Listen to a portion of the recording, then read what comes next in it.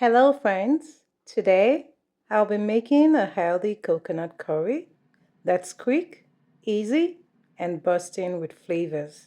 So sit back and enjoy. If you're new to this channel, thank you and welcome.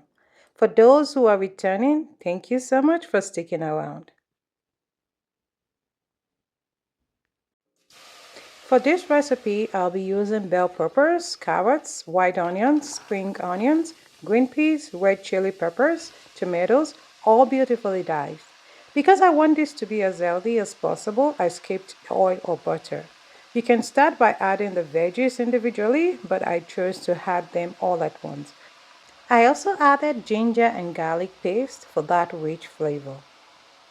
And for the spices, I use salt, chicken bouillon, coriander powder, rosemary leaves, curry leaves, and thyme leaves. I allow that to cook for a few minutes by mixing it together, and then I added the coconut milk. I'm going to let this cook for another 2 minutes to bring out the juice and all the flavors together in the vegetables. Now, to thicken it slightly, I'm going to be adding a cornstarch slurry. Just a little goes a long way to give that perfect texture. But if you like your sauce to be a little more liquidy, you can skip this cornstarch.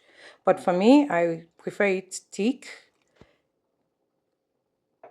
And that's it. It's a vibrant, healthy coconut curry that is ready in no time. It's perfect for rice, pasta, or even naan bread. If you enjoyed this recipe, don't forget to like, subscribe, and share.